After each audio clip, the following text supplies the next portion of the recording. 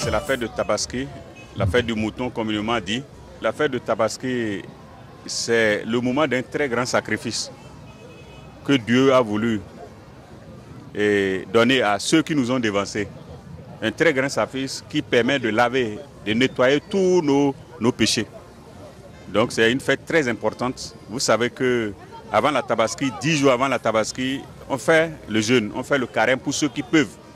Maintenant, ceux qui ne peuvent pas, au moins le jour d'Arafat, le jour de la prière de Tabaski, de la fête de mouton à la Mecque, ce jour-là, on doit faire le carême. Et ce carême-là est censé purifier tous nos péchés de l'année dernière et les péchés de l'année à venir.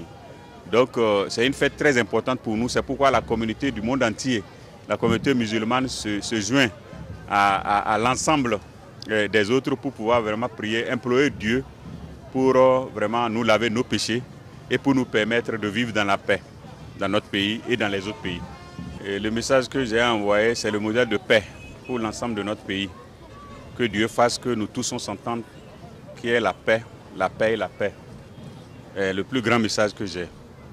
Le bonheur, la prospérité, pour toute sa communauté. Regardez aujourd'hui les pays du Golfe, les pays arabiques, qu'est-ce que vous trouvez?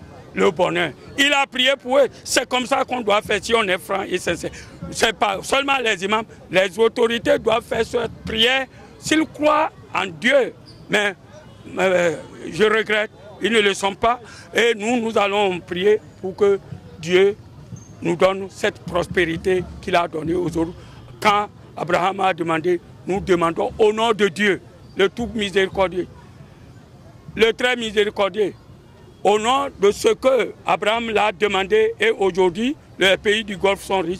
Dieu, si le bonheur, la richesse de notre pays est au ciel, nous lui demandons de faire descendre ça. C'est comme les pèlerins, quand ils finissent, Dieu, il devient comme un bébé.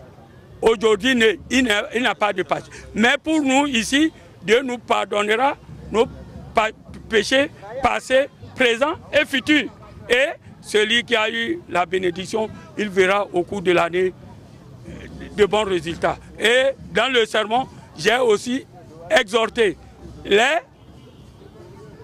gouvernants et les gouvernés. J'ai dit à chacun son droit et son devoir. Et à nos représentants du peuple, leurs droits et leurs devoirs pour qu'ensemble nous puissions construire ce pays. Si Abraham avait fait du malin, s'il était méchant, s'il n'était pas juste, aujourd'hui, vous ne trouverez pas la paix et la richesse. C'est pourquoi je demande à tous les gouvernants de respecter leur peuple, de les consulter dans toutes choses.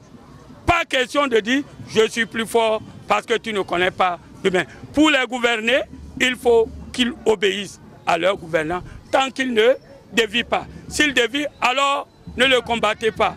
Il n'a pas de rébellion dans l'islam, mais il a les conseils. Conseillez-le, conseillez-le avec douceur, comme j'ai donné l'exemple de Pharaon. Moïse, il n'a pas dit à Moïse brutaliser. Non, il dit parlez-le avec douceur, avec intelligence. Et c'est comme ça que nous allons donner des conseils à nos gouvernants et qu'eux-mêmes, ils n'ont qu'à nous écouter. Mais quand tu dis, je ne connais, qu'est-ce qu'il dit là?